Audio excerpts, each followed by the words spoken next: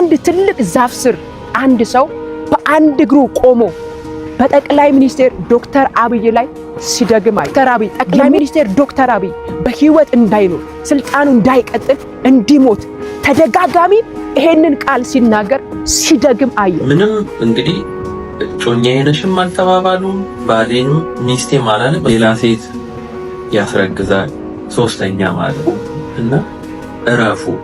ለናንተም አይሆንም ለሚስቶቻችሁም የማይመለስ ነው ይሄ ለገዛ ልጆቻችሁም አይመለስም።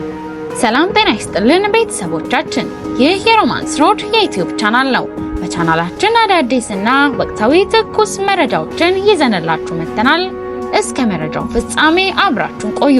ቻናላችንን ሰብስክራይብ ያላደረጋችሁ ሰብስክራይብ በማድረግና የደወል ምልክቷን በመጫን አዳዲስ መረጃዎችን በፍጥነት ያገኙ። ቪዲዮአችንን ለሌሎች ሼር በማድረግ ቤተሰባዊነቱን ያጠናክሩ። ሰላም ለእናንተ ይሁን። በዓለም ዙሪያ ያላችሁ ሁላችሁ የክርስቶስ ኢየሱስ ሰላምና ጸጋ ይብዛላችሁ። እንግዲህ ዛሬ እግዚአብሔር አምላክ ባሳየኝ መልእክትና በሰጠኝ መልእክት ከናንተ ጋር አብረን እንድንጸልይ ከእግዚአብሔር ዘንድ የተቀበልኳቸውን መልእክቶች ወደ እናንተ ይዤ መጥቻለሁ። ጌታ ኢየሱስ ክርስቶስ የተባረከ ይሁን። እግዚአብሔር አምላክ በመጀመሪያ ያሳየኝ ራእይ ከታታይ ኢትዮጵያ ምድር ላይ በአንድ ከተማ ከመንፈሳዊ ልጆቼ ጋር አብረን ወንጌል የምንሰራበት ከተማ አለ። በዛ ከተማ የሚኖሩ ሰዎች አብዛኛው ወይም 90% ጌታ ኢየሱስ ክርስቶስን እንደ ግል አዳኛቸው አድርገው ያልተቀበሉ ናቸው። ከዛም የተነሳ አብዛኛው ለወንጌል ያላቸው ነገር በጣም ልባቸው ዝግ ነው። ወንጌልን በጣም ይቃወማሉ እና በራእይ እዛ ከተማ ላይ እና ከሁለት ቅዱሳን ወገኖች ጋር ወንጌልን እያወራው እያለ የማወራበት ስፍራ አደባባይ ላይ ነው።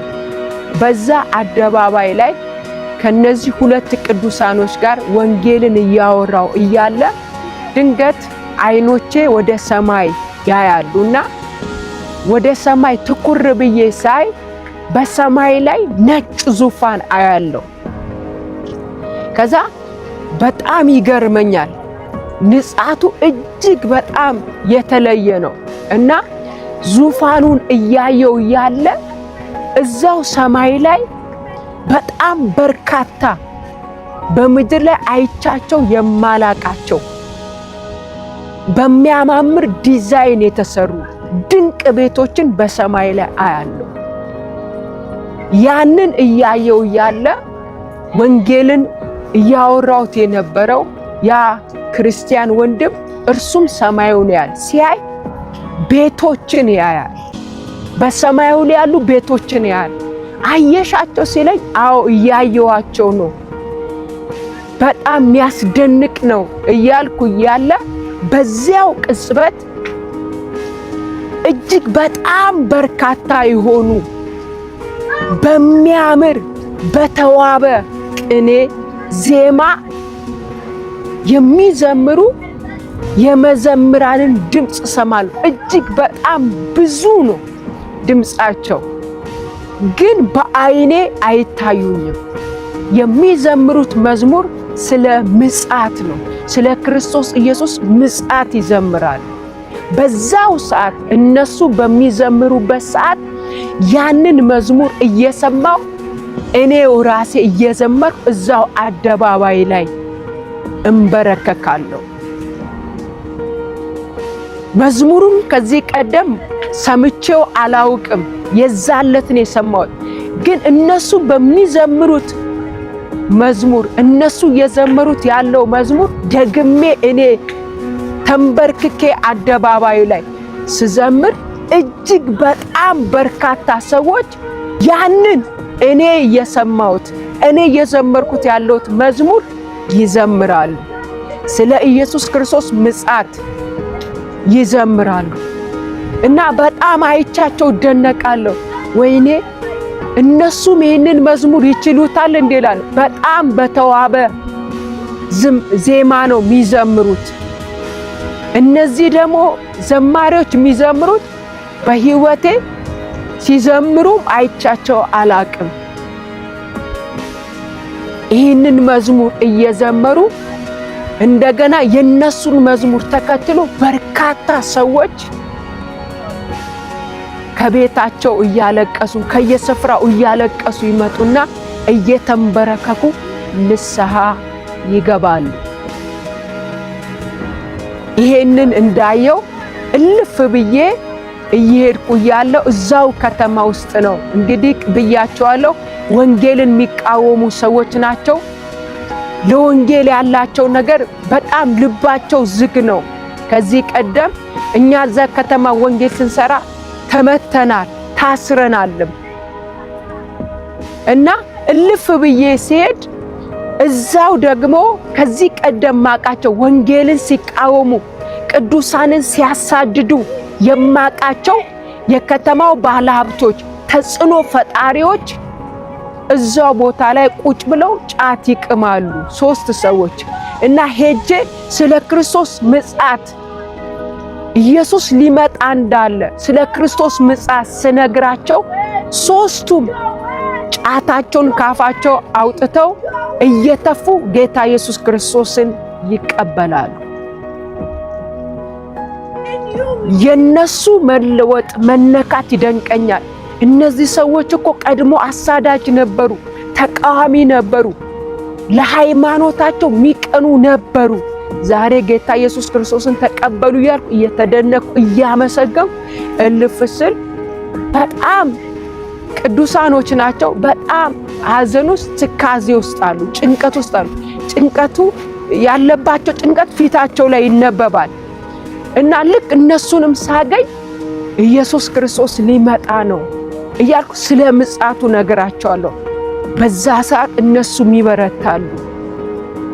ይሄንን እያየው እያለ ግን በአይኔ የማይታየኝ አሁንም ታላቅ የሆነ ድምፅ ወደኔ ይመጣል እንዲህ ሲል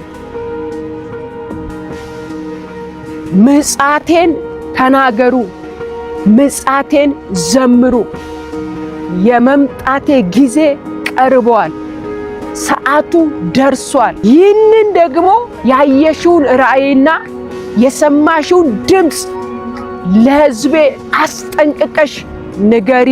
ስለዚህ ይህንን መልእክት የምሰሙ ወገኖቼ በያላችሁበት ምጽአቱን አውሩ፣ ምጽአቱን እናውራ። ኢየሱስ ሊመጣ በደጅ ነው። ደግሞ ወንጌልን እንስበክ። ትውልድ ይዳን። አሁን ትውልድ የሚድንበት ሰዓት ነው። ትውልድ የሚያመልጥበት ሰዓት ነው። ያልጠበቅናቸው ታላላቆች ከዚህ በፊት ወንጌልን ሲያሳድዱ ሲቃወሙ የነበሩ ሰዎች በአደባባይ ጌታን ሲቀበሉ እናያለን፣ እንሰማለን። እኛ ግን ጌታ እንደተናገረን ይህንን የምስራች እንናገር። ጌታ ኢየሱስ ክርስቶስ የተባረከ ይሁን። ሁለተኛው የጌታ መንፈስ ያሳየኝ ራእይ ግንቦት ወር መግቢያ ላይ ለ48 ሰዓት በአንድ ትልቅ ዛፍ ስር አንድ ሰው በአንድ እግሩ ቆሞ በጠቅላይ ሚኒስቴር ዶክተር አብይ ላይ ሲደግም አየ። የሚደግመው የሚናገረው ንግርት አንድ ንግርት ነበር። ዶክተር አብይ ጠቅላይ ሚኒስቴር ዶክተር አብይ በህይወት እንዳይኖር ስልጣኑ እንዳይቀጥል እንዲሞት ተደጋጋሚ ይሄንን ቃል ሲናገር ሲደግም አየው። ይሄንን ራእይ ካየው በኋላ ጌታ መንፈስ ቅዱስ እንደዚህ አለኝ፣ በአየሩ ላይ አውጂ፣ ጠቅላይ ሚኒስቴር ዶክተር አብይ በክብር ይቀጥላል ብለሽ በአየሩ ላይ አውጂ፣ በአየሩ ላይ ተናገሪ የሚል ድምፅ 3 ጊዜ ሰማው። ስለዚህ ዛሬም አውጃለሁ በአየሩ ላይ ጠቅላይ ሚኒስቴር ዶክተር አብይ በክብር ይቀጥላል። ይሄንን ራእይ አየው።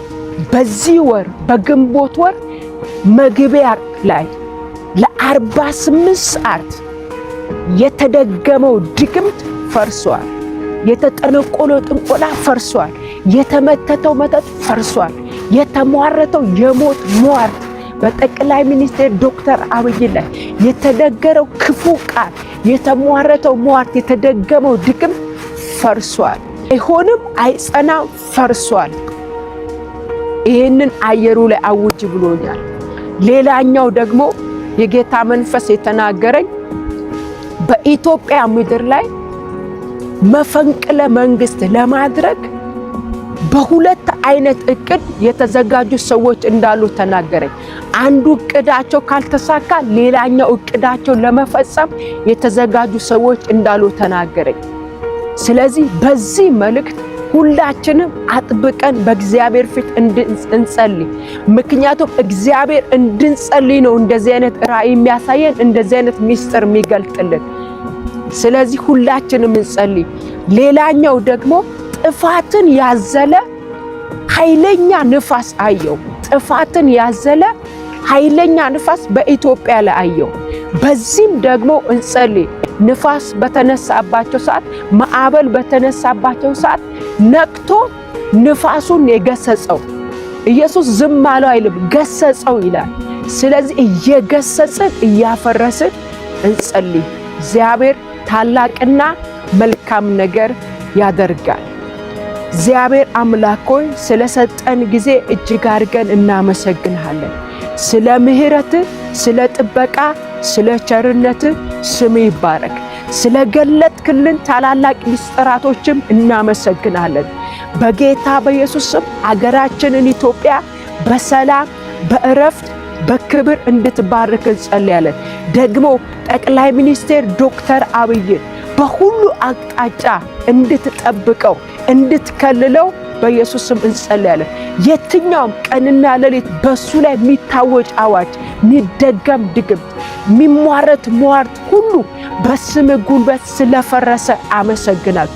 የሟርተኞች ሟርት፣ የደጋሚዎች ድግምት፣ የጠንቋዮች ጥንቆላ ስለፈረሰ እጅግ አድርጌ አመሰግናለሁ። ምሕረት፣ ቸርነት ጠቅላይ ሚኒስትር ዶክተር አብይን ስለከበበው ገና በክብር ስለሚቀተርፍ ያለው ጊዜ ተባረክ። ሀገራችንን ኢትዮጵያን ባርክልን። ሰሜን በሰላም የተባረክ፣ ደቡቡ በሰላም ይባረክ፣ ምዕራብና ምስራቅ በኢየሱስም በሰላም በደስታ የተባረኩ ሁሉ ለአንተ ክብር ይሁን። ስለሰማን ተመስገን። ይህንን መልእክት የሚከታተል ሁሉ በክርስቶስ ኢየሱስ ጸጋ ይብዛላቸው፣ ምሕረት ይክበባቸው። የትኛውም የጨለመው ዓለም አዋጅ ከቤታቸው ከኑሯቸው ላይ ፈረሰ። እግዚአብሔር በጎነት ከነሱ ጋር ይሁን። ስለሰማን ተመስገን። ጸሎታችንን ስለሰማ ተመስገን። ተርፍ ያለው ጊዜ ተባረክ። ለምጽአት እንድንዘጋጅ፣ ለምጽአት እንዲዘጋጁ፣ አዳኝነትን በየአደባባይ እንዲሰብኩ ጸጋ እንዲበዛላቸው ጸለይኩ። ሁሉ ለአንተ ክብር ይሁን በኢየሱስ ስም አሜን። በእርግጥ ጌታችን ኢየሱስ ክርስቶስ በቅርብ ይመጣል። ሁላችንም እንዘጋጅ፣ ለምጽአቱ እንትጋ፣ ወንጌልን ለፍጥረት እንስበክ። እወዳችኋለሁ። ጸጋ ከእናንተ ጋር ይሁን። ይህንን መልእክት የምትሰሙ በተለያየ ዓለማት ያላችሁ ይህንን መልእክት ደግሞ ሌሎችም ሰምተው እንዲጸልዩ ሼር አድርጉላቸው። ጸጋ ይብዛላችሁ። ተባረኩልኝ። እወዳችኋለሁ። ሰላም፣ እንዴት ናችሁ? ለመጀመሪያ ጊዜ ነው እንደዚህ አይነት ሪያክሽን ቪዲዮ ስሰራ እና ምን ለማለት ፈልጌ ነው፣ ታሪኩን ባጭሩ ያያችሁት አላችሁ፣ ግን ላላያችሁት ለማስረዳት ያህል እቺ የምታዩት እህት ሰላም ትባላለች እና የምትኖረው በዴንቨር ኮሎራዶ ነውና ከረጅም ዓመት በኋላ ወደ ኢትዮጵያ ትሄዳለች ለአባቷ ሐዘን። ከአባቷ ሐዘን በኋላ በመሃል ሰው ትተዋወቃለች፣ በጓደኛ ምናምን ትተዋወቃለች። ያ ሰው ነብይ ነኝ በሚል ተዋውቋት ከዛ በኋላ ያገኛታል ማለት ነው። እና ካገኛት በኋላ በመጀመሪያ ዴታቸው እንግዲህ አባቱ ሐዘን ላይ ናት። እንደገና ብቻ ዴት ይዟት ወጣ። በመጀመሪያ ዴት ላይ ፎቶ ካልተነሳን ብሎ ያስጨንቃል። በኋላ ፎቶ ይነሳሉ። ፎቶ የተነሱበት መንገድም ለልጅቷ በጣም አስገርሟት ነበር። ምን አይነት ፎቶ ነው? በጣም ተለጣጥፎ የመነሳት አይነት ነገር ላይ እንደ ካፕሉ ነገር የመጀመሪያ ዴት ላይ እና ያ ነገር ግራ ገባት። ቀጠለ። የልጅ ቲሸርት ገዝቶ ሰጣት በማግስቱ። ኦር እንደዚህ ነገር ይሄ የመጀመሪያ ልጃችን ምንም እንግዲህ ጮኛዬ ነሽም አልተባባሉም። ባሌም ሚስቴም አላለም። እሱ ብቻ ነው አንቺን ማገባው አንቺ እኔን አትጎጂኝም ብሎ አይምሮን ቀየራት። በቃ እንግዲህ ከረጅም ዓመት በኋላ ስለሆነ ወደ ኢትዮጵያ የሄደችው ኢትዮጵያ ተቀይሮባታል ሁሉ ነገር። ከዛ መሄጇ ደረሰ። ወደ አሜሪካ የመመለስ ኤርፖርት ላይ ቀለበት ገዝቶ ይጠብቃታል ሊሸኛ ሲል እኔ አንቺን እንደማገባው ይሄንን ቀለበት ተቀበይ፣ ካልተቀበልሽኝ እኔ በጣም ተነላደው ብቻ እንደዚህ አይነት ወሬ አውርቶ ቀለበቱን እንደምንም ብሎ ሰጣ። ከዛ ከቤተሰቦቿ ጋር ወደ አሜሪካ ተመልሳ ያለውን ነገር ታማክራቸዋለች። ካማከረቻቸው በኋላ እነሱም ያው ስም አለ ነብይ ነው የሚል ግን ያው ነብይ አይደለም፣ ይሄ ጠንቋይ ነው። ከዛ በኋላ ያወራሉ። ከ3 ወር በኋላ ለመመለስ ወሰነች። ከዛ ለመመለስ ስትወሰን ምን ብላ ተደውላለች? ልመጣ ነው ወደ ኢትዮጵያ፣ ስለዚህ እሱን ልንገርህ ብዬ ነው። እንደዛ ከሆነማ ለጋብቻ ነው የምትመጪው፣ ተጋብተን ነው የምንሄደው ብሎ ያሳምናታል። ኦኬ ብላ እሷ ቤተሰቦቿን እንደገና ስታማከር ይሄማ ነብይ ነው፣ እንደውም እግዚአብሔር የአባትሽን ሐዘን ተክቶ ነው በሚል ልጅቷን ያሳምኗታል። ከዛ ወደ ኢትዮጵያ ለጋብቻ ከመምጣቷ በፊት እንደው ምን ይዤ ልምጣ ለቤተሰቦቼ ምናምን ስትል ጠቅላላ ለዘር ማንዘሩ ለሰፈር ጠቅላላ 14 ጫማ ብሎ ያዛታል። 14 ጫማ እና እንግዲህ አይምሮ ያለው ሰው ይሄንን ያደርጋል ብዬ እኔም አላምንም። እንግዲህ በሷ ምን እንዳደረገባት እግዚአብሔር ነው የሚያውቀው። ያንን ይዛት ሄዳለች። ጋብቻ ሆነ። ታሪኩን ሳሳጥርላችሁ ጋብቻው ተፈጸመ። እንደ ሀኒሙን ነገር አደረጉ ምናምን ሀረር ላይ። ከዛ በመሃል ብዙ ነገር ታያለች። እንግዲህ ልጁ ላይ ብዙ ችግሮች ታያለች። እያለፈች መጨረሻ ጊዜው ደርሶ ወደ አሜሪካ ይመጣል። አሜሪካ ላይ እዛ በየቸርች ተብየው እየሄደ ሲዘርፍ ነው እንግዲህ የኖረው። እዚህ መጥቶ እንዴት ይስራ? እኔ በድፍረት እናገራለሁ። እግዚአብሔር ሰነፍ ልጅ የለው። ፓስተር ነኝ የሚል ነብይ ነኝ የሚል የማይሰራ እዚህ መጥቶ ነብይ ሊሆን አይችልም። አሜሪካ ላይ የፈለገ ነብይ ቢሆን። ስለዚህ ስራ አትስራ በሚል ከልጅቷ ጋር 2 ዓመት ነው የቆዩት በጋብቻ። አሜሪካ ላይ ከመጣ በኋላ መስራትም አልፈለገም። እንዲሁ ወዲህ ሲል ወዲያ ሲል ያ እርጉዝ ሆነች በመሃል። ከዛ ያንን ተጠቀመና እሷን በደብዳቤ እንግዲህ ይሄን ሁሉ ያደረገችለትን በደብዳቤ ከዚህ በኋላ እንደማንቀጥል ብሎ ነገራት። እሷ እንግዲህ እርጉዝ ናት። ማንም አጠገባ የለም በዛ ሰዓት። ቤተሰቦቿም ቢኖሩ የራሳቸው ህይወት አላቸው። ግን ሆኖም ቀረ ጥሏት ይሄዳል።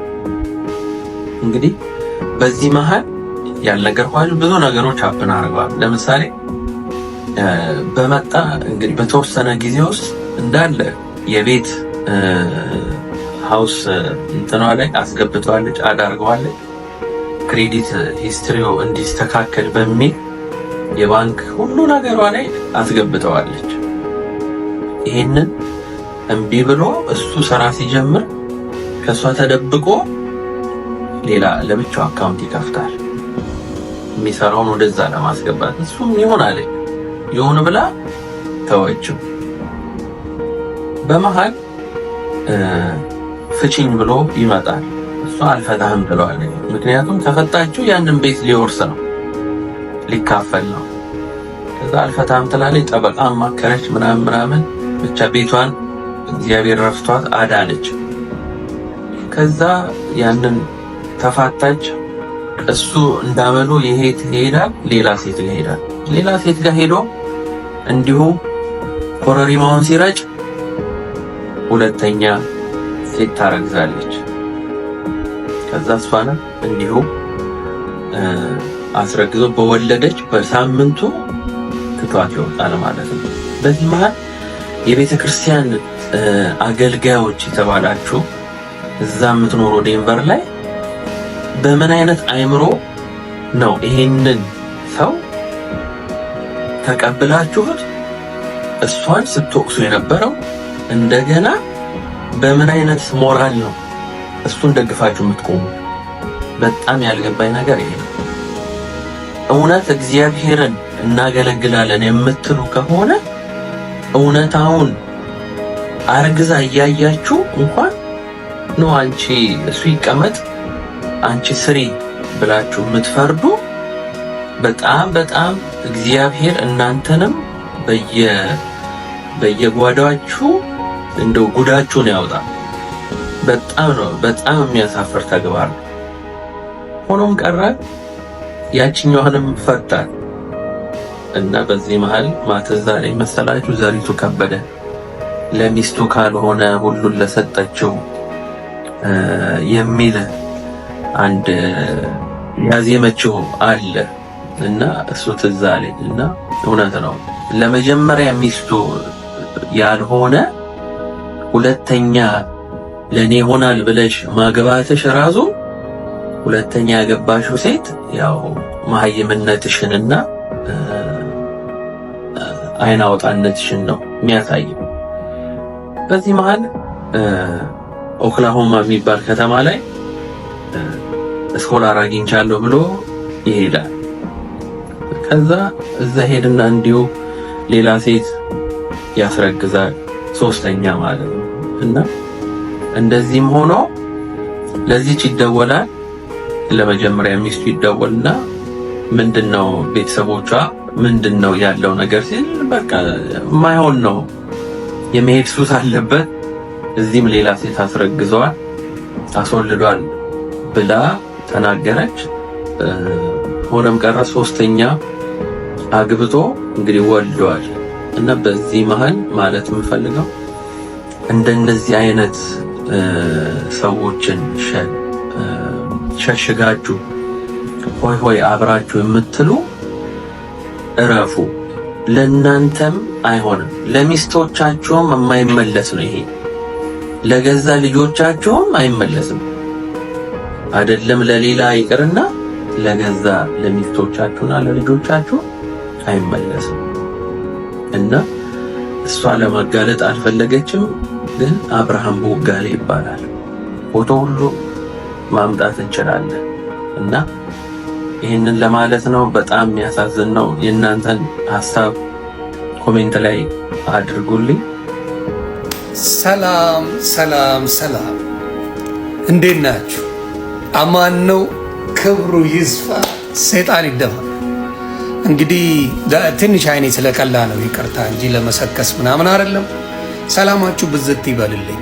እና እንግዲህ የአባታችን የአቡነ ገብርኤል ጉዳይ ምን እየተደረገ ነው? መግለጫ አውጥተዋል። መግለጫ ያወጡት ምንድን ነው? ለሌላ ለሳምንት ቀነቀጠሮ ተሰጥቷል።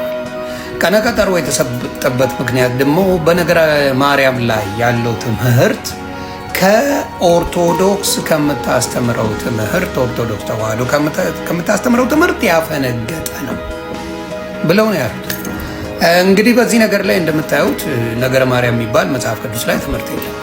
ስለ ቅድስት ድንግል ማርያም የተወሰኑ ሉቃስ ወንጌሎች ላይ ሌላም ጋር በስነ ስርዓት ስለ ቅድስት ድንግል ማርያም ያለውን ነገር በስነ ስርዓት የተቀመጠ ነው፣ በስነ ስርዓት ያለ። ከዛ ውጪ ነገረ ትምህርት የሚባል ብቻውን አጀንዳ ተሰጥቶት የምንማርበት ምንም ምክንያት አለ ብዬ አላስብም። ምንም አይነት ምክንያት ከመጽሐፍ ቅዱስ ውጪ የሆኑ ነገሮች ለማስገባት ካልሆነ በስተቀር ጥልቅ የሆነ ሚስጥር የሌለው ነገር ነው። ምክንያቱም እግዚአብሔር ትንቢቱን በሁሉም ላይ ፈጻሚ ነው። ለሙሴም ትንቢት ሲናገር ነበር፣ ለዳዊትም፣ ለሁሉም መጽሐፍ ቅዱስ ላይ እንዳሉት ለነ ዮናስም፣ ለነ ዳንኤልም፣ ለነ ኢሳያስም በሙሉ ሲናገር የነበረውን ትንቢት የፈጸመ አባት ነው ያለን። እንዲሁም ደግሞ ለቅድስት ድንግል ማርያም በቅዱስ ገብርኤል አማካኝነት ትንቢት እንዲፈጸም እግዚአብሔር አምላክ አንድያ ልጁን ልኮ በሱ እንደምንድን መጽሐፍ ቅዱስ ይናገራል። ይሄንን መናገር መጽሐፍ ቅዱስ ላይ በሌለው ነገር ላይ በጉልበት ይሄን ለምን አላስተማራችሁም ተብሎ ያስተማራችሁ ትምህርት ስህተት ነው ተብሎ ምን ተደርጓል? አባታችን የቁም እስረኛ። እንዲሁም ደግሞ ፍኖተ ጽድቅ የሚባለው ትምህርት የኑፋቄ ትምህርት፣ የክህደት ትምህርት ነው ተብሎ ምን ተደርጓል? ምናልባት እርምጃ ሊወሰድበት እንዲወገዱ እገዳ እንዲደረግባቸው ለመወሰን ሌላ 5 ቀን ነው 7 ቀን ተሰጥቷል።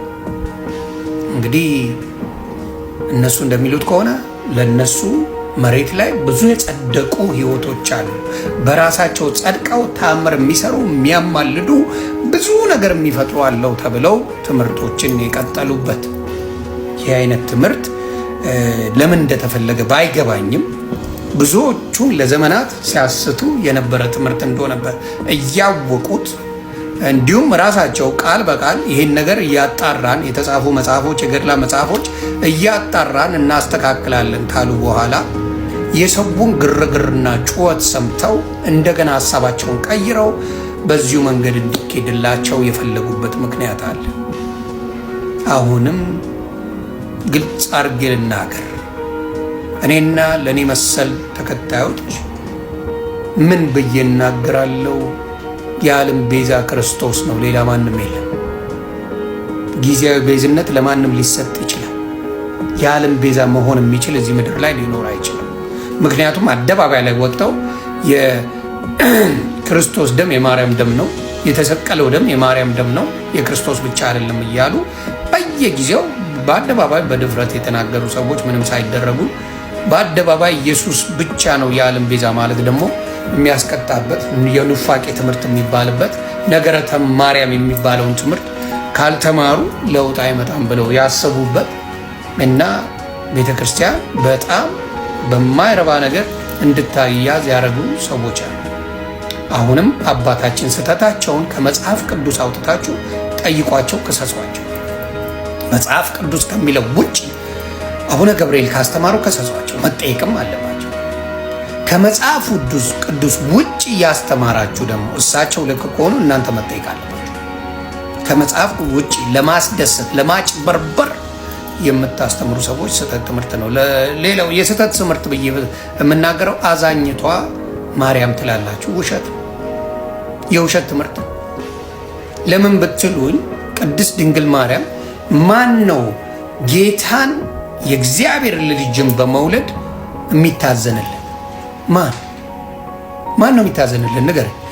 እንኳን የእግዚአብሔር ልጅን አንድያ ልጁን ለእኛ ብሎ መስዋዕት ያደረገውን ልጅ ተሸልማ የተሰጣት እናት ልንደሰትባት ልታዘን የምትችልበት ቅንጣት ታክል የሚያህል ነገር ሊኖር አይገባም። ማን ነው የማይደሰተው? እንኳን የእግዚአብሔር ልጅ እንዲሁም ልጅ ወልዶ ይፈነጠዝ የለ እንዴ? ማዘኑ ከየት ነው የመጣው ነው ያልገባኝ። አዛኝቷ ናት መታዘን አለበት ምናምን ሰብ ያመሰግኑኛል ከዛሬ ጀምሮ ነው ያለችው። ትውልድ ሁሉ ማንን ጌታን በመውለዷ ያመሰግነዋል እንጂ ያዝኑልኛል፣ አሳዛኝ ፍጡር ነኝ፣ እማዝን ነኝ፣ የሚታዘንልኝ ነኝ አላለችም። ስለዚህ አንዳንድ የስህተት ትምህርቶች እየጨመራችሁ አሳዛኝ መስላችሁ ከልጅነቱ ጀምሮ እንደ ሕፃን ልጅ እየተከታተለችው እሱ የሚያደርገውን እሷ እያደረገች ያደገ የሚመስላችሁ መጽሐፍ ቅዱሳዊ ትምህርት የሌለውን እየጨመራችሁ ያልሆነ ስሟን የቅድስት ድንግል ማርያምን የክብር ስም ሰማይ ጠቅሳችሁ ጭራሽ ለፍርድ ትመጣለች። ወርቅ ተጎናጽፋ ተነስንሳ የወርቅ ጫማ አድርጋ ለፍርድ ትመጣለች እያላችሁ እየሰበካችሁ ሰውን ወደ ገደል እየከተታችሁ ስለሆነ አባታችንንም በመጽሐፍ ቅዱስ ጥያቄ አፋጣችሁ ክሰሱልን። አይ አባታችን ደግሞ በመጽሐፍ ቅዱስ ትክክል ከሆኑ እናንተ የስህተት ትምህርታችሁን አቁማችሁ የተረት ተረት ትምህርታችሁን አቁማችሁ ምን ማድረግ አለባችሁ? ወደ ትክክለኛ ወንጌል መመለስ አለባችሁ። እሳቸውን ለምን እንደማታሸንፉ ልንገራችሁ። እሳቸው የያዙት የዓለሙን ጌታ ኢየሱስ ክርስቶስን። እናንተ የያዛችሁት ጳጳሶቹ ገለመሌዎቹ ገለመሌ ነው ማለት እናንተ የያዛችሁት ተረት ተረት ነው። ልዩነቱን ነግራችኋል። እናንተ ተረት ተረት ይዛችኋል። እሳቸው ደግሞ የዓለም ቤዛን የሆነው ኢየሱስ ክርስቶስን ስለያዙ በደንብ አድርገው ውጤቱን ወደ ፊት የምናየው ኢየሱስ ሲባል የሚገፋበት ቤት እንደሆነ በደንብ በማስረጃ እያየነው ነው። በየጊዜው እነ ዘርፌ ወጥተዋል፣ እነ በጋሻው ወጥተዋል፣ እነ ሳሙኤል ወጥተዋል፣ እነ ወንድማችን ካስዬ ወጥተዋል። ምን ያልወጣል? ተሰድቦ ተዘልፎ በደብዳቤ እነ እንዳልክ ወጥተዋል። ማን ያልወጣ? እነ ኤርሚያስ ወጥተዋል፣ ተባረዋል። ያልተባረረ የለም። ኢየሱስን የሰበከ በሙሉ በኦርቶዶክስ ክርስትና ተባረራል። ስለዚህ ሰላማችሁ ብዝት ይበልልኝ፣ ሰላማችሁ ይብዛ። በሌላ ቪዲዮ ደግሞ መጥቼ ሌላ ኢንፎርሜሽኖች ነግራችኋለሁ። ለማንኛውም አቡነ ገብርኤል በጸሎት እያሰብኖት ነው። እግዚአብሔር ይችላል፣ የእግዚአብሔር ልጅ ይችላል። ስለዚህ ያሉትን አቋም እንዳይቀይሩ በእግዚአብሔር ስም ጠይቃለሁ። ሰላማችሁ ይብዛ። መልካም ጊዜ